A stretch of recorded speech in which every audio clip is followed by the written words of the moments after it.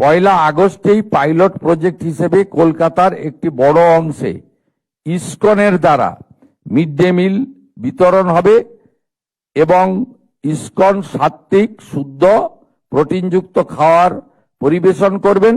তার বাইরেও আমরা এসএইচজি গ্রুপের মাধ্যমে প্রোটিনযুক্ত ডিম আলাদা করে আমরা দেওয়ার ব্যবস্থা করছি, যাতে আমাদের এখানকার ছাত্রছাত্রী বা আগামী দিনের ভবিষ্যৎ তাদেরকে আমরা প্রোটিনযুক্ত সম্পূর্ণ আহার দিতে পারি। একটা ভয়ঙ্কর বিপর্যয় আমাদের 2025 সালে এই রাজ্যে বিগত সরকার ঘটিয়েছে।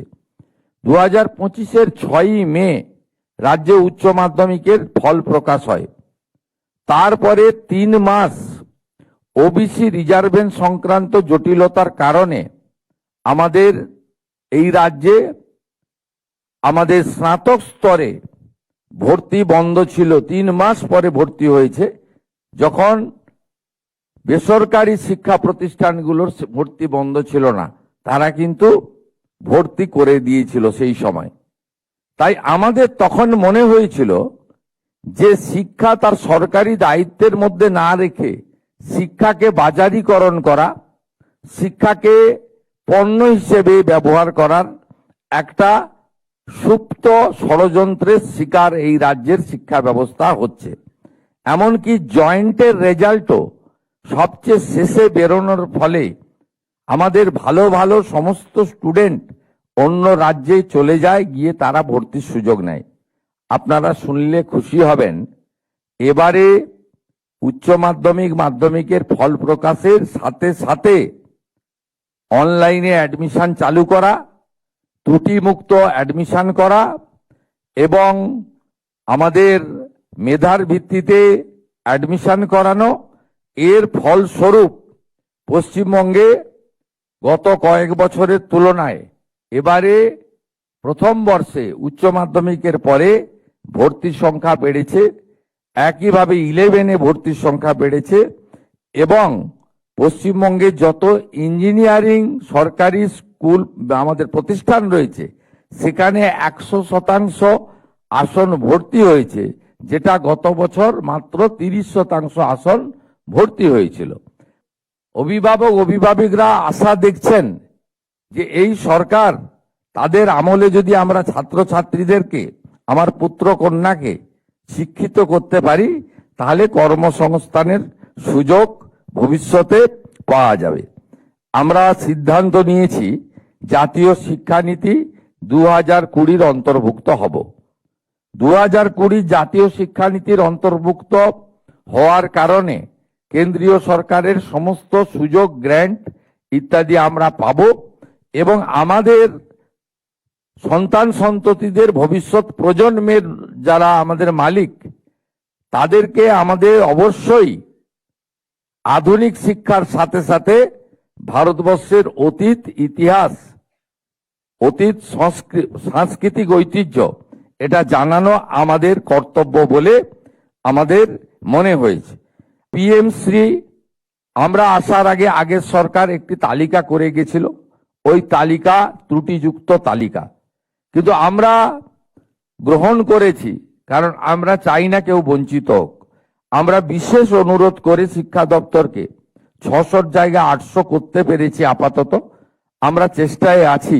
মাননীয় শিক্ষামন্ত্রী প্রহ্লাদ যোশীজি তিনি শীঘ্রই এখানে আসবেন এবং তার সঙ্গে আমার যোগাযোগও হয়েছে এবং আমাদের মন্ত্রী মহোদয়কেও আমি দিল্লি পাঠাবো। তিনি কথা বলার পরে আরো যাতে এখানে পিএম শ্রী স্কুলের সংখ্যা বাড়ানো যায়। আমরা ইতিমধ্যে 200 বাড়তি পেয়েছি। মাননীয় ধর্মেন্দ্র প্রধানজি, প্রাক্তন শিক্ষামন্ত্রী এবং শিক্ষা প্রতিমন্ত্রী এই রাজ্যের সাংসদ ডক্টর সুকান্ত মজুমদারের বিশেষ সহযোগিতায় 200 আমরা বৃদ্ধি করতে পেরেছি। আমরা চেষ্টা করছি আরো বৃদ্ধি করার, আমরা লেগে আছি। আমরা আশা করছি ভবিষ্যতে সুযোগ পাব। শিক্ষক, শিক্ষাকর্মী, প্রধান শিক্ষক এবং আপনাদের লাইব্রেরিয়ান থেকে ল্যাবরেটরি, আমাদের ক্রীড়া শিক্ষক থেকে শুরু করে সব জায়গায় শুধু নাই নাই নাই, ফাঁকা ফাঁকা ফাঁকা। এমনিতেই বিগত দিনে শিক্ষক নিয়োগ এবং সেই সংক্রান্ত যেসব ঘটনা ঘটেছে সেই কথাগুলি আজকে গুরু পূর্ণিমার দিনে তুলে এই মহতি পবিত্র অনুষ্ঠানকে আমি অপবিত্র করতে চাই না, কিন্তু আমরা এখান থেকে বেরিয়ে এসেছি, রাজ্যের জনগণই বেরিয়ে আসতে বলেছেন। আপনারা শুনলে খুশি হবেন, স্কুল সার্ভিস কমিশনের ক্ষেত্রে আমরা সম্পূর্ণভাবে রাজনৈতিক নিয়োগ আমরা বন্ধ করেছি। আমরা সিদ্ধান্ত নিয়েছি রাজনৈতিকভাবে ক্যাবিনেটের মিটিংয়ে, এবং আমরা যে দলকে রিপ্রেজেন্ট করি দল থেকেও আমরা শিক্ষক অধ্যাপক সহ কোনো নিয়োগের ক্ষেত্রে কোনো রাজনৈতিক ব্যক্তি থাকবেন না। ইতিমধ্যে স্কুল সার্ভিস কমিশনে চেয়ারম্যান হিসেবে চিফ সেক্রেটারি পদমর্যাদার আধিকারিক দুষ্যন্ত নারিয়ালাকে আমরা চেয়ারম্যান নিযুক্ত করেছি, এবং মহামান্য সুপ্রিম কোর্টের নির্দেশ মেনে আমরা নিয়োগ প্রক্রিয়া, যেটা একটু আগে দীপকবাবু বলেছেন, আমরা সেটা সম্পূর্ণ করব। ৬,০০০-এর ইন্টারভিউ বাকি ছিল, সেটাও হয়ে যাবে। আমরা বিশ্বাস করি বাজেটে মাননীয় অর্থমন্ত্রী যে ঘোষণা করেছেন এই ১২,০০০ শিক্ষক শিক্ষিকা নিয়োগের পরে আরো অন্তত ৩৮,০০০, অর্থাৎ এই অর্থবর্ষে ধাপে ধাপে ৫০,০০০ শিক্ষক শিক্ষাকর্মী অধ্যাপক অধ্যাপিকা অর্থাৎ শিক্ষা ক্ষেত্রে আমরা ধাপে ধাপে নিয়োগ করতে পারবো, এবং অত্যন্ত পরিচ্ছন্নতার মধ্য দিয়ে।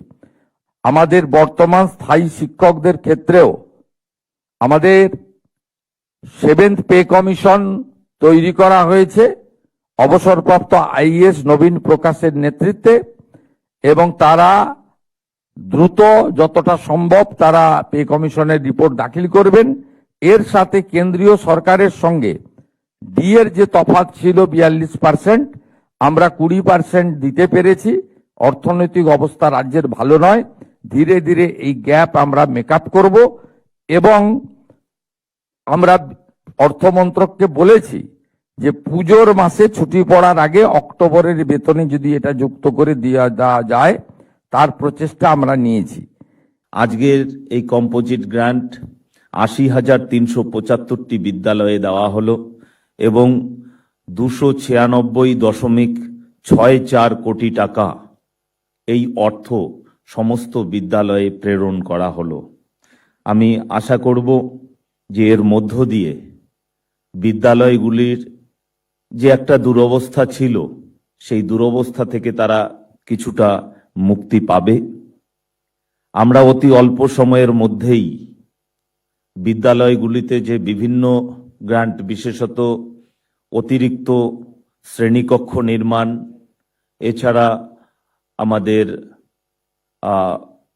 অটল টিঙ্কারিং ল্যাব, পিএমশ্রীর মধ্য দিয়ে আমাদের যে পিএমশ্রীর যে বিশেষ ব্যবস্থা সেগুলো বিদ্যালয়গুলোতে দেওয়া, স্মার্ট ক্লাসরুম আরও অতিরিক্ত ১,০০০টি বিদ্যালয়ে শুরু করা, যেগুলো আমরা বাজেটে ঘোষণা করেছি, সে কাজগুলো আমরা অত্যন্ত দ্রুততার সঙ্গে করব। এবং সর্বোপরি আমাদের এই সরকারের পরিষ্কার একটি উদ্দেশ্য এবং লক্ষ্য আছে। আমাদের লক্ষ্য ছাত্রছাত্রীরা আজকের দিনের উপযোগী করে তারা যেন শিক্ষা পায়, তার জন্য বিদ্যালয়গুলোকে প্রস্তুত করা। আপনাদের অনেকেরই মনে হচ্ছে হয়তো এখনো দেখার মতো কোনো কাজ হচ্ছে না, বিশেষত নিয়োগের ক্ষেত্রে, কিন্তু আপনারা জেনে খুশি হবেন যে নিয়োগ প্রক্রিয়ার কাজ ইতিমধ্যেই শুরু হয়ে গেছে। হয়তো জয়েনিং হয়নি, তার জন্যই এরকম একটা আতঙ্কের পরিবেশ রয়ে গেছে, কিন্তু 31শে আগস্ট যে ডেডলাইন দেওয়া হয়েছে সে ব্যাপারে সরকার সম্পূর্ণ অবগত, এবং সেই সময়কে মনে রেখেই আমরা কাজ করে চলেছি, এবং সঠিকভাবে যাতে নিয়োগ সম্পূর্ণ হয় সেই ব্যাপারে আমার দপ্তর এবং একই সঙ্গে আমাদের সরকার সম্পূর্ণভাবে সচেষ্ট রয়েছেন।